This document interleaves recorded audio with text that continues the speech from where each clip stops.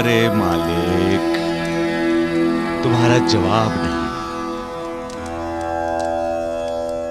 ऐसी स्थितियां पैदा करते हो तुम इंसान की जिंदगी में कि उसे लगता है कि तुमने उसे मझधार में ही छोड़ दिया है।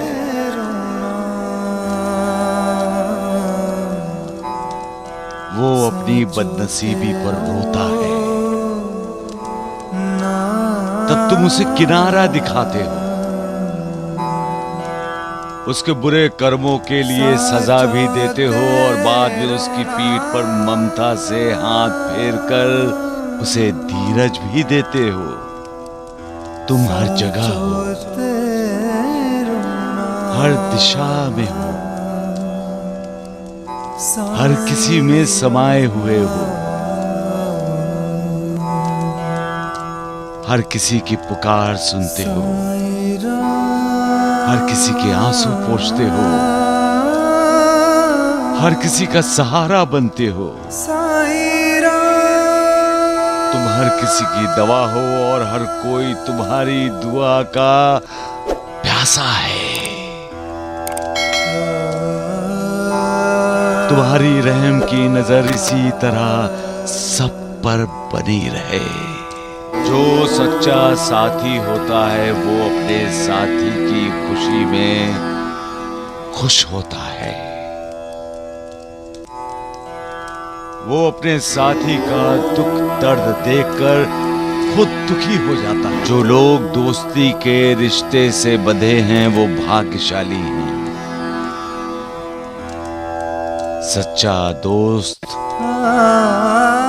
बहुत मुश्किल से मिलता है। दोस्ती में सभी बातें खुले दिल से होती हैं।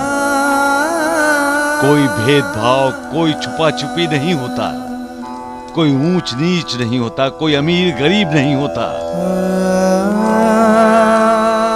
द्वारकाधीश श्री कृष्ण का दोस्त कौन था?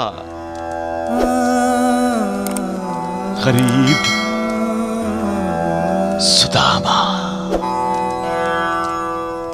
दोस्ती का मतलब ही है विश्वास और श्रद्धा। भक्ति का ही रूप है दोस्ती।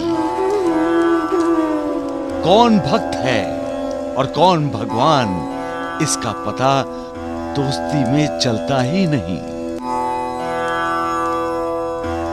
क्योंकि दोस्त हमेशा एक दूसरे की भक्ति में डूबे रहते हैं।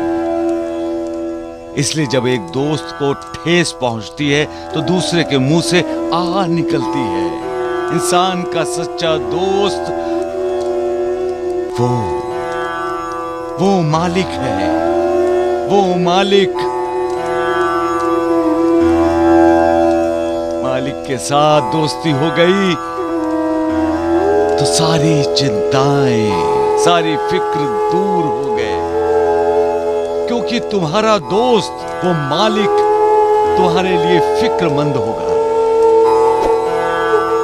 मालिक से दोस्ती इंसान का उद्धार करती है,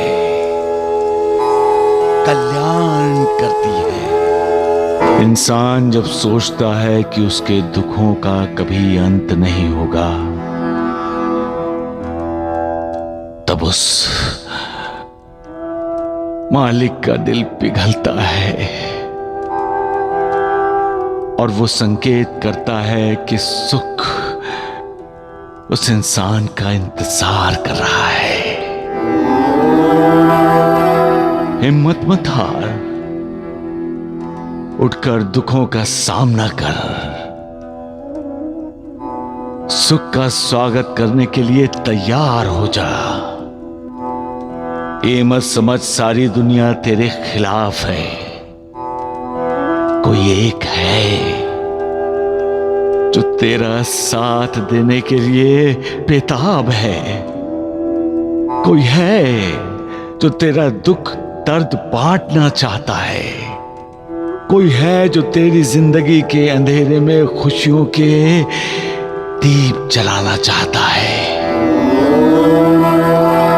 ये मत भूलो कि मालिक दयालु है, और कोई दुख में साथ दे न दे, मालिक सदा हमारा साथ देता है। दुनिया चाहे सारे दरवाजे हमारे लिए बंद कर दे, वो हमारे लिए एक दरवाजा जरूर खोल देता है। इसलिए मालिक की भक्ति करो। वही एक है जिसकी कृपा से हमारी सारी मुश्किलें आसान हो जाती हैं। जैसा इंसान का चरित्र होता है, वैसे ही उसके मित्र होते हैं। जिसका चरित्र अच्छा है, उसके मित्र भी अच्छे होंगे, और जिसका चरित्र बुरा है, उसके इर्द गिर्द अपने आप को मित्र कहने वाले उसके शत्रु ही घूमते रहते हैं।